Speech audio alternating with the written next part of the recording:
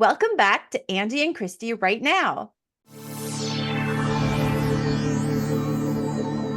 Today, we're diving deep into the world of psychological suspense with a guest who knows how to keep readers on the edge of their seats. Our guest is not only a mystery lover, but a biotech researcher by day and a psychological thriller writer by night. She lives in Alameda, California with her husband and dog, where she crafts pulse-pounding stories that twist and turn. Her latest release, She Left, is a psychological thriller that has been keeping readers up at night since it was published by Poisoned Pen Press in May 2024. And that's because She Left isn't your ordinary thriller. It explores a decades-old massacre, survivor's guilt, and a chilling reunion where not everyone will make it out alive. This author's sharp writing delves into the darkest corners of buried secrets. And just when you think you figured it out, well, I can almost guarantee you haven't. If you love mysteries packed with tension and a side of jaw-dropping twists, you're in the right place.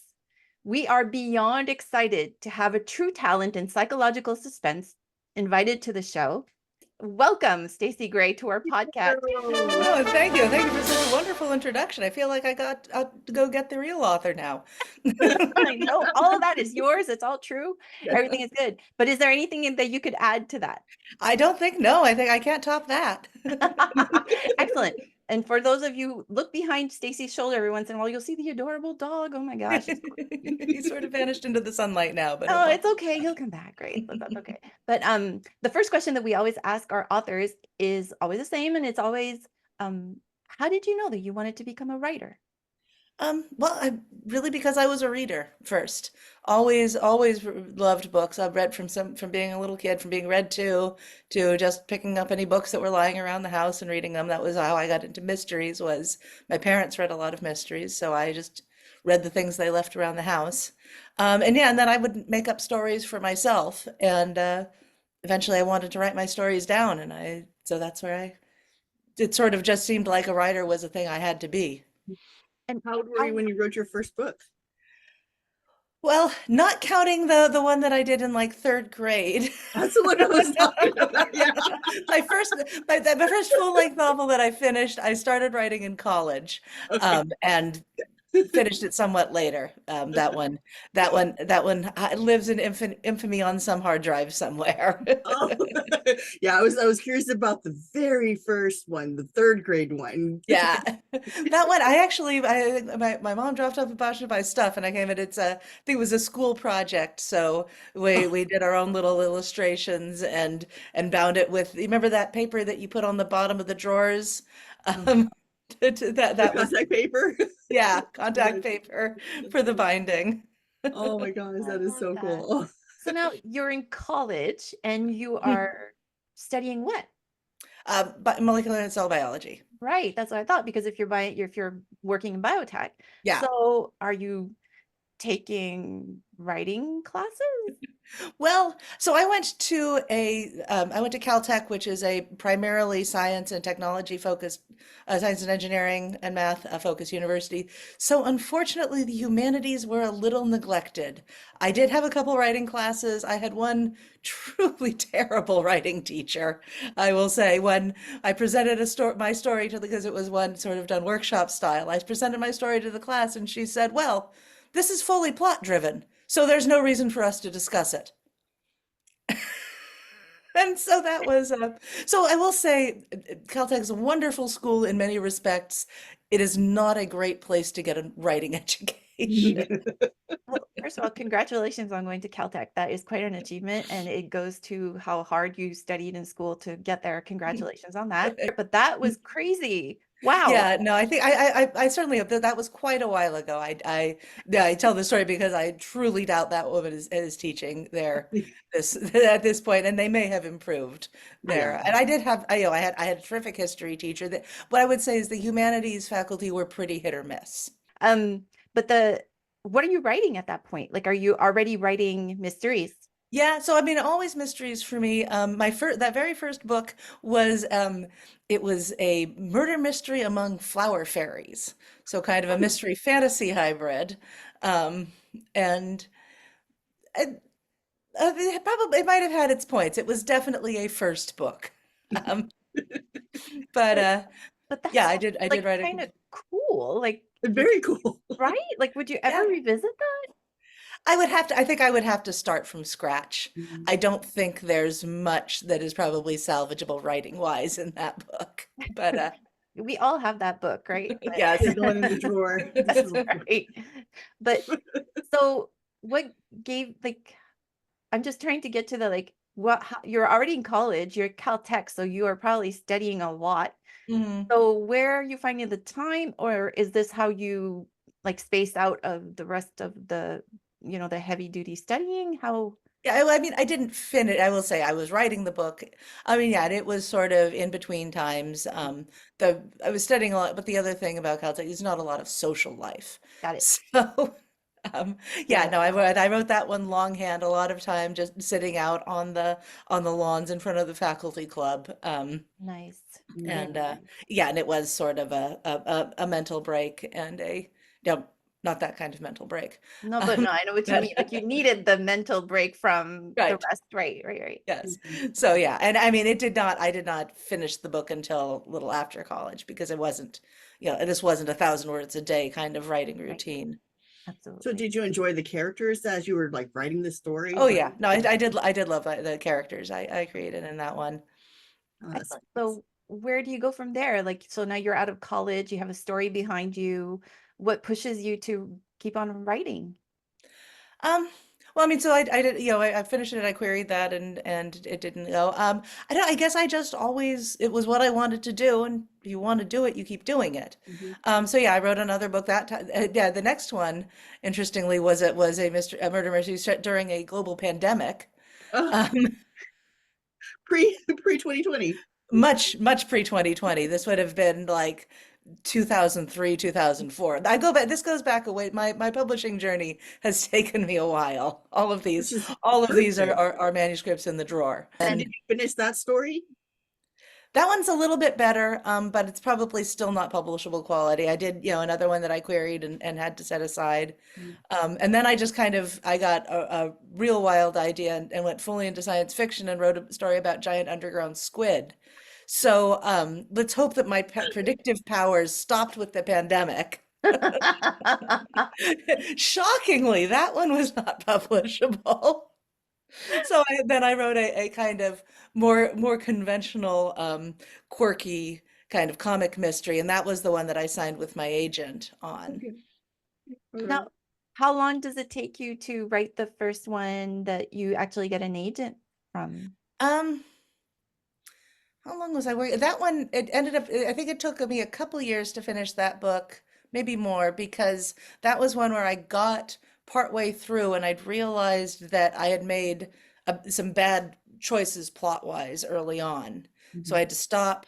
I went back, and usually when I'm writing, I just push through to the end and then try to fix all the problems. But this one, it was clear that basically my story was going to end much too soon. Okay. Um, so I went back, I threw out about half of what I'd written, and completely restructured the kind of middle third of that book.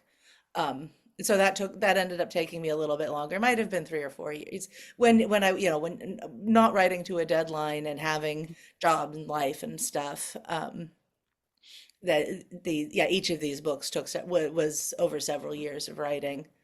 Um, And so do you plot the books out beforehand, or are you a pantser and you just kind of you have an idea and then go with it? I've become more of a plotter. Most of those earlier books were pretty much pantsing. Like Mhm. I would generally know who did it and why, and then and I'd have a concept set up. But everything in the middle was sort of by the seat of my pants. I found both from the experiences like that with rewriting the middle of that book and also trying to write to deadlines. I really need to have, so for the one I'm working on now, I never do a truly like your real plotters with their complete outlines and their note cards and their board and um, I don't, that isn't my brain, but I do have, basically I write kind of a paragraph style outline. It hits all of the major points. that I want to get with. And yeah, to just kind of make sure I've got enough tension, I've got, um, the pace is going to be good enough. And do Um, you know your clues beforehand, like the different little, like especially with she left, you have certain, clues that are through there that we're trying to figure out. Do you know those before you start writing, or do they kind of develop as the book is going along and the story finishes out? the clues generally mostly develop as the book is going along. I sort of trust myself to come up with those. I'm trying to remember if, because there's a clue that's planted very early and she left. Mhm. And I can't remember if I had that the first time I wrote that opening chapter or if I went back and added it. Okay. Um, but yeah, mostly things be like, oh, I know what this, there we go. And then that's how the person can make the connections. Mhm. Those are the Um, best days, right? Like when yeah, everything comes together. Like I love that. As much as I'm a plotter, that happens to me too. yeah. And I just real quick, so I also wanted to know because do you know who the murderer is in the beginning? So do you know this is the person that you want to have and the reason behind it, or is that something that develops as you're writing as well? Yeah, If no, that the I don't murderer know. and motivation are pretty much that I generally have to start with knowing. Okay. Um, because there is and actually a quote I love from another writer I think is not read enough these days is author named Susan Dunlap who based in it had been based in Berkeley, wrote in the mostly in the 70s and 80s, and I was at a class she was teaching and she talked about how there's the story that you tell, and I wish I could remember her words because she did it well. It's like the story you tell and the story of what happened. So you kind of need to have in your mind what actually happened. And then the story that you tell is your characters finding that out. But there has been, there's a series of events that they don't necessarily know, but you kind of need to know. I love that. That's a great for murder mysteries. That's a great way of looking at it because we don't know all the details. You know all the details, but we don't know all the details. So that's a great way of looking at it. So you started with cozies then, Hmm. and you Yes, started. Oh yeah, yeah, please, absolutely. here's one of my cozies written as my alter ego, Daisy Bateman. Actually, love The that. second, this was my second of the two in the Marketplace Mystery Series. I love that cover. Actually, it's really Oh, fun. delicious. And Yeah. so you do your first your cozies as Daisy Bateman, which is your real name, Hmm. and you do two of them, and then you decide to do a murder mystery under Stacie Grey. Now, how did all of that come about? Well, so short answer is Daisy isn't a very thrillerish name. The shocking new thriller by Daisy. So that was really, I don't think I've walked away from cozies entirely. I'm taking a break from this and from the series, but if I were to come back to them, I'd like to keep the two sort of writerly identities separate. They Right. are very different styles of books. Obviously, my cozies have no sex, no violence, well, minimal violence, no swearing. Whereas my thrillers are more, I mean, they're not, over the top in any of those areas, but they're definitely not cozies, and feel like particularly for the audience, the sake of the audience, it makes sense to keep the identities separate. That's a good And idea. how is like I mean we've all like I mean if you're a writer I think you've often thought of doing pen names like how do you find that difficult like is that separating the two or like I mean because when people invite Stacie Grey they obviously are inviting Daisy Bateman so when you're on stage or something like that's what I've always wondered is like is that difficult to just separate the two or how does that work for you? It works okay for me. More, I think other people seem to have more issue with it. I mean, Daisy isn't even my real name. It's a nickname. Okay. So my actual name is Marjorie. I'm used to being called so many different things, that it's not actually that big of a deal for me to go by another name. But the people are like, why do you have so many names? It's like So, there's something very cool about like separating the two names and separating the two genres and everything. So like it's mhm. definitely something Yeah. very, very cool. And I think that was it something that your agent or publisher wanted you to do, or is it that you just came up with it just because you wanted the identities to be separate? I came up with it on my own, but when I ran it by my agent, she thought it was a good idea. Um, Yeah. So that was, yeah, nobody told me you have to change your name. I decided that Got that would make the most sense. Yeah. I think a lot of times, like with my publisher, they were wanting me to have my young adult and my adult work separate from each other and Yeah, to have a different name because different audience, kids right. reading different things. So that's what I was curious about. Yeah. Very cool. Mhm. So let's go back to your cozies. So you write a cozy and that's how you get your agent. So how was that?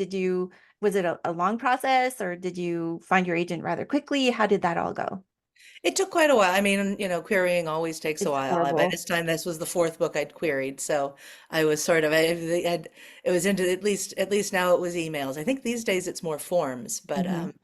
uh, yeah. So it took a while. I don't remember how many I'd queried before I got her, but um, what I really liked was when she got the book, she actually reached out with some notes for me to make some, revise and resubmit. And and we actually did two rounds of that. And what really convinced me that I wanted to work with her was she clearly like she really got what I was trying to do. And her notes, I mean, nobody likes getting editorial notes, but I could see how doing these things was going to make the book stronger. And that really made me feel good about wanting to work with her because that's a great trait to have in an agent who both that they really understand your work and that and to be able to give you that kind of guidance. Mhm. And I was also just impressed with the amount of time she'd invested in it. Here we done two rounds of the first were kind of broader, more high level notes, but then she did like a full editorial edit letter, Wow. with no expectation that I would ever sign with her. Just this was, so I Yeah. was really just impressed with how much she'd invested in me, even when we weren't working together.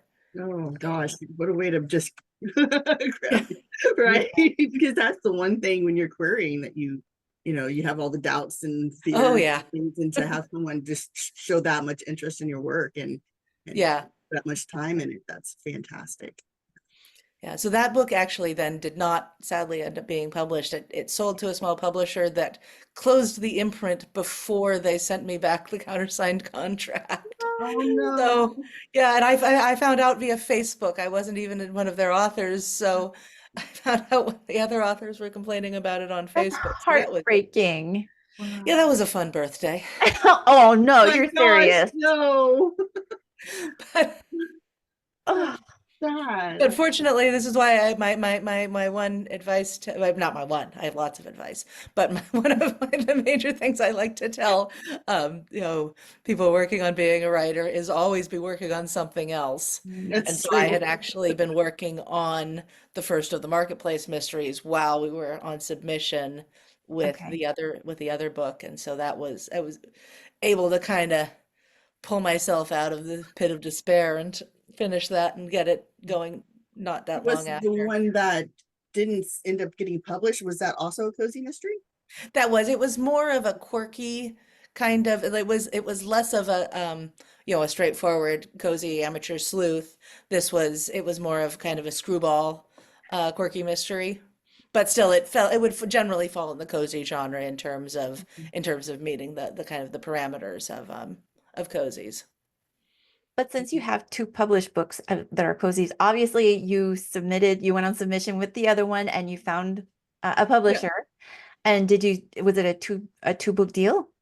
No, that was a one book deal. So Okay. then we went back and sold the next one. Very nice. So you were not on contract, so you didn't have like a time. Well, you obviously we all want to write the second book rather quickly, Yeah. but No, I think by the time I did sell the next one, I ended up with a relatively short period. Was that maybe it was a two book deal? I can't even remember. My mind is dead. but then But anyway, yes, no, I did end up with a pretty short timeline to write the second one. That was up until now, that was the fastest I'd ever written because that was the first book I'd ever written on a deadline. Oh, wow. and Um, yeah, that's a lot. But you have a full-time job. So what does a mhm. writing day for you look like, or a week even? Like how do you manage? Yeah, well, so I'm not a morning person, so I know a lot of people do the 5 a.m. writing, Mhm. but that's just not happening for me. What I do, my one big advantage I have is that I commute on the ferry. Oh, So I live on the east side of the San Francisco Bay, and my job is on the west side. So I catch the ferry in the morning and ride across the bay. And that is good writing time. I mean, it's also good connections and Wordle time. I do not.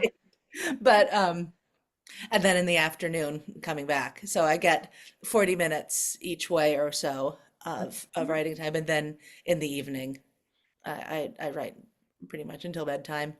And what's a good writing day for you? Is it like 1,000 words, 3,000? Like how? 1,000 words is great. I generally, I try to set sort of attainable goals. So I got tried for 500 and mostly I can hit Mhm. 500 words in a day. But that's a Yeah, good and the deal. day Like, that I I can mean, do it. that's like 3,000 a week. Like, I mean, that's great, Yeah, you know? yeah, no, and sometimes more on weekends, and sometimes, Yeah. then we've got time off for the holidays and stuff, and Get I'll time. write then. Hard when you have a full-time job to try and find that time. Yeah, Yeah. Yeah. the But time when in it's the in, like when you have a book in you, you have to find the time Mhm. because it'll drive you insane if you don't write it down. So Yeah, that's true. And when you have a deadline, you find the time. Very true. amazing how time just appears when you have a deadline. But Right. so then you are done with the cozies and you decide I am going to go for a psychological thriller. Mhm. And you like, I mean, I am okay, 30 pages from the end of this. I still have no idea who did it. So fantastic job. It's I had no clue until when the reveal happened. oh, So Excellent. Thank you. I was awesome. like, oh. I have already told these two people not to spoil it for me. I really want to get through and figure out what's going on.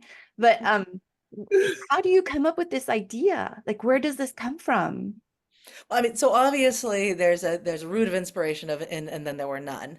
I was actually reading another book, Rachel Houser Hall, I think All Fall Down or They All Fall Down. I never remember the title properly, Okay. but that's which is another also inspired by and then there were none. I was reading that and enjoying that, and I'm like, man, I love an island book. I want to write an island book. I mean, I didn't end up putting mine on an island, but I think it has kind of that feeling. Yeah. And then, yeah, and so I knew I wanted to write this kind of book. Um, and I actually, it's crazy that there was it.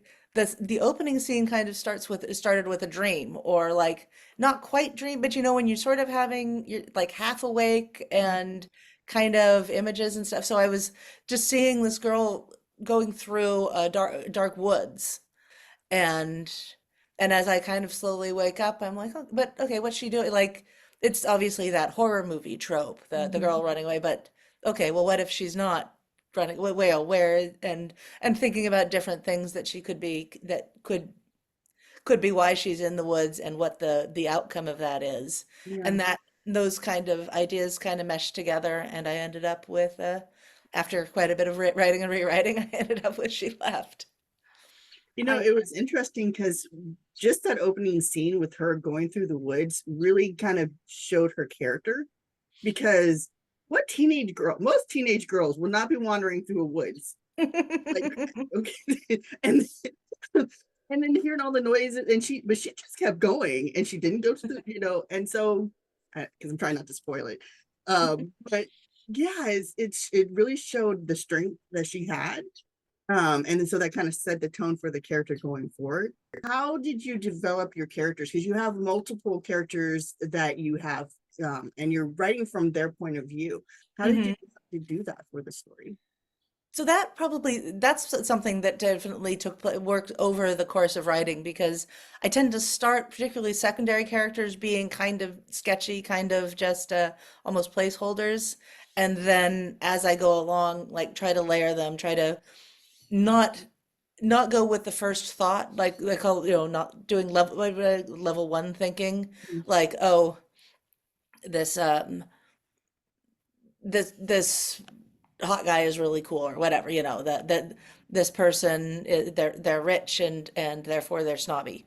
Mhm. Like the your kind of obvious thoughts that you do as soon as if you give a character you pick a characteristic and then you go to the so you I wanted to try to think of what's not what maybe not outrageous but what would be something that's a little bit different than you'd expect.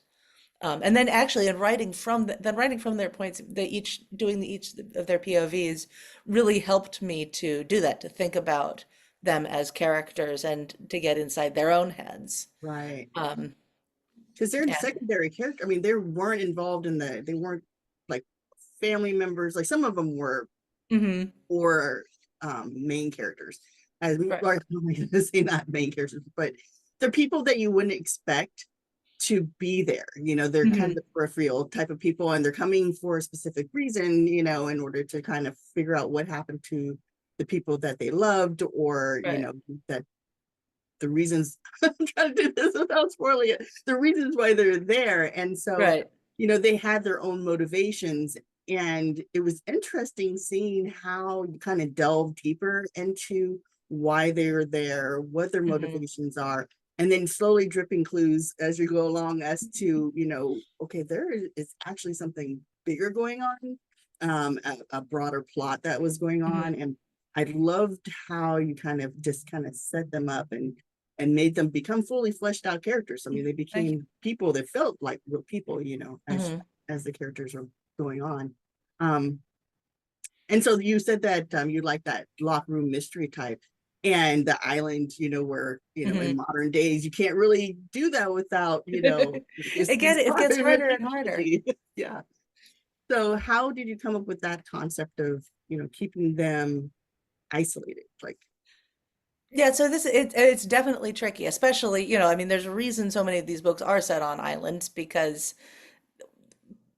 swimming across the ocean, if you need a boat, if you don't have the boat, you really are truly stuck there. yeah, Um, but so there, if there's a road and you can walk out on it, obviously when people start getting murdered, why don't you just leave? right. Becomes the question. So I did try to address that in a bit of a way. Mhm. But yes, and then also the communications.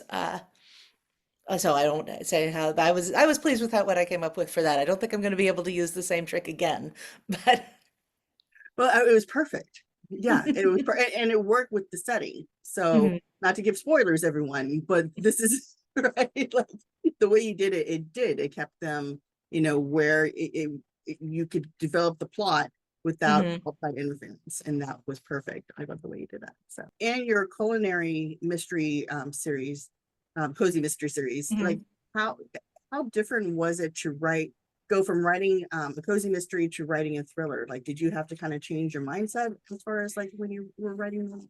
The hardest part was to not be funny.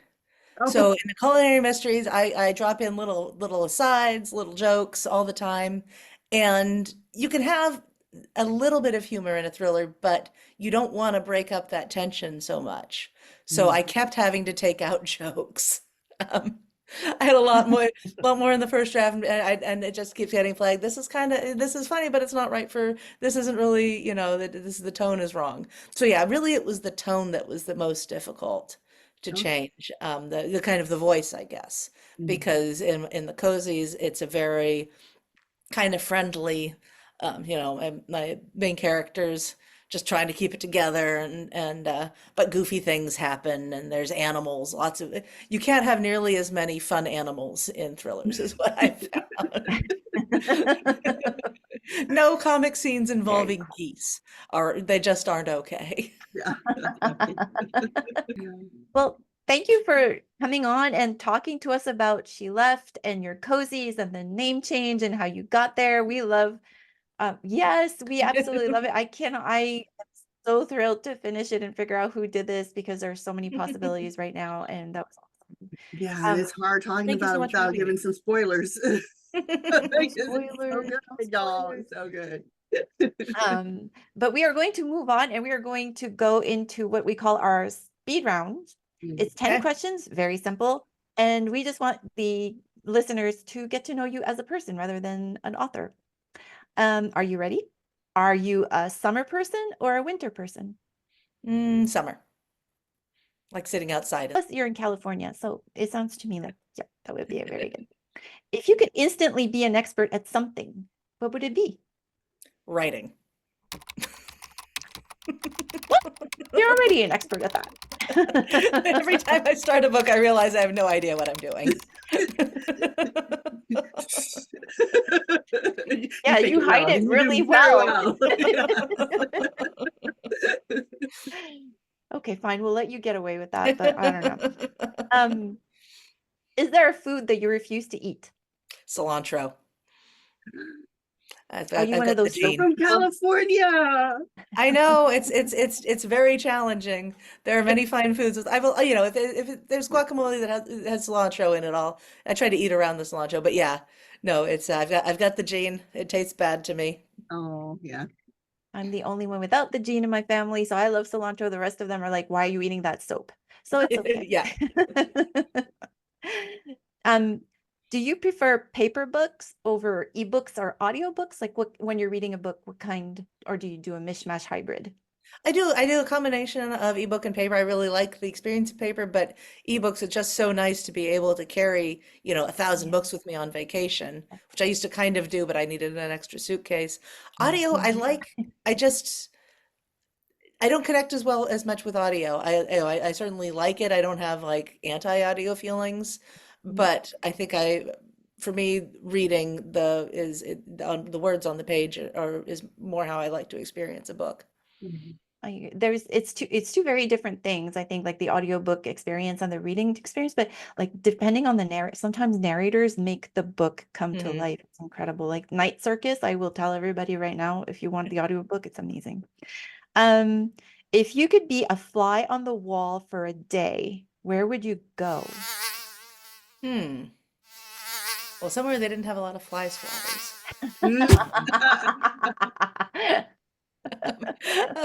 Probably, I don't know, maybe one of those restaurants in Hollywood where all the celebrities are eating and gossiping with each other. Yep. Mhm. Yep. I But would there'd be a lot of fly swatters there. that probably would be, but at the same time, that would be really cool to hear what's going Mhm. on. And Mhm. absolutely. Would you rather travel the world or renovate your house? Ooh, well, my house really needs renovating. Um, but traveling the world sounds like more fun. I know. Would you be a good spy? Oh no, I'd be terrible. I'm the most transparent person ever. I can never remember anybody's name. And I'm constantly lost. Or do you play it that way? I don't know. What reality show would you agree to go on? Survivor, American Ninja Warrior, or the Great British Bake Off? Bake Off, definitely of those three. I know. Is Um, there one that you'd like to go to? well, Escape to the Country on BBC, I think would be my favorite. But I just like to go and shop for houses in the British countryside. Ooh. As one does. Like, I mean, absolutely. That sounds wonderful, actually. And Great British Bake Off is so cool. Yeah. I love it. So, on a scale of 1 to 10, how much procrastination do you do? Give me a minute. I would say on a 1 to 10. Let me see what level I'm on Candy Crush. Yeah, on a scale of 1 to 10, it's about 3,900. I finally gave up my farm. If this is the kind of jokes that you make in your cozies, I'm reading them tomorrow. Definitely. As soon as I finish the last 30 pages that she left, just so everybody knows. And then the last question is, do you ever dance in your house when no one's watching? Well, not as much as I should. Oh, that's a great answer. I love that. Good idea. And thank you so much for answering those. We just love hearing the answers and just Oh, thanks for the great questions. Are you working on anything right now? Like any new projects that you have in contract or are planning on submitting? Yeah, so She Left was book one of a two-book contract, that I do remember, with Source Books. So the second book of that, another standalone, none of the same characters.